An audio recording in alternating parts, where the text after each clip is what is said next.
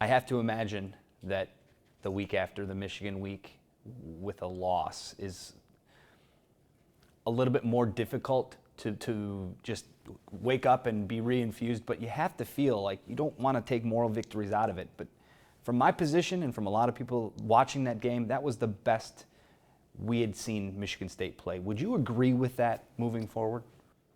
No, it's too many missed opportunities. I don't think you get moral victories. That's my opinion.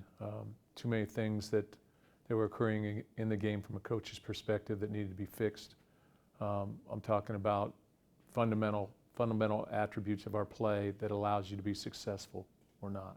Not so much the play call, but the fundamental aspects of it. You know, where the offensive back presses the hole, presses in the A gap on a 3rd and 1 or 3rd and 2 call as opposed to bouncing it, things of that nature. They make all the difference in the game, and you have to play error-free. So my intent is always to win these games. You know, it's been a while since we've sat in here, or I've sat in here and had to deal with it, with a loss to Michigan. But what's even more difficult is sort of where we're at. You know, it adds to the heap. And so we've got to just keep working and stay positive and keep pressing.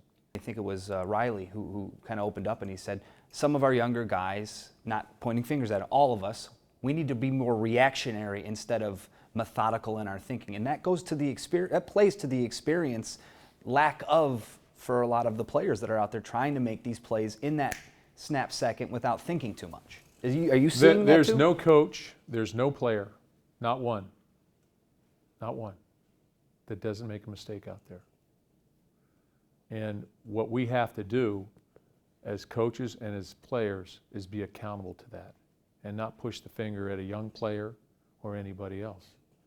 You know, we have to be accountable for what happened, you know, collectively, and make sure that we learn from those mistakes.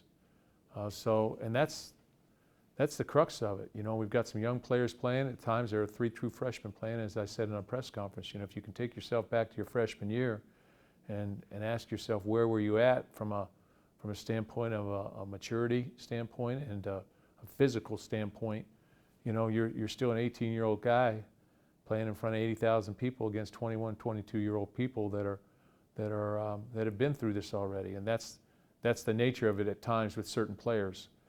So they're in a chaotic situation and they're trying to survive. They're trying to survive rather than make plays. They're trying to make sure they do exactly what's right, and that's tough to play football in that capacity sometimes. Lovie Smith, new to the Big Ten. Illinois is a similar situation as you guys. What do you see from them? What do they do well, and what do you have to make sure you do well to stop what they do well? Well, they're going through some similar things. They've used 3 quarterbacks.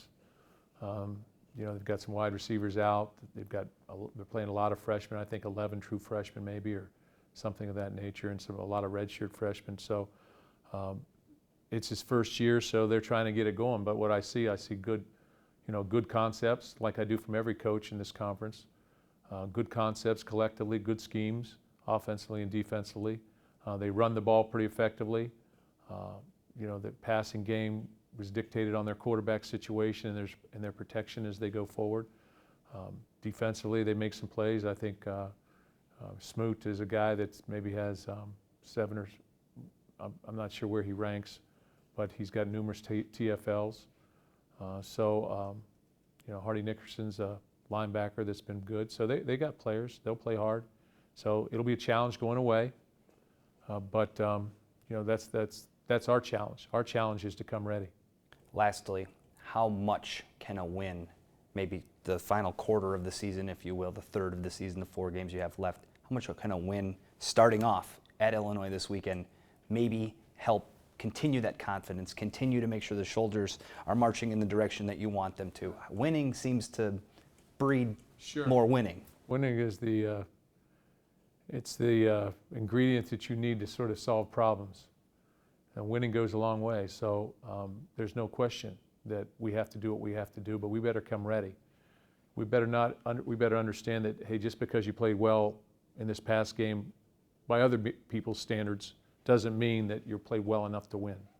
And so that's something that we need to understand and collectively and get ready to go. And that's what we're going to do. We're going to get ready to go.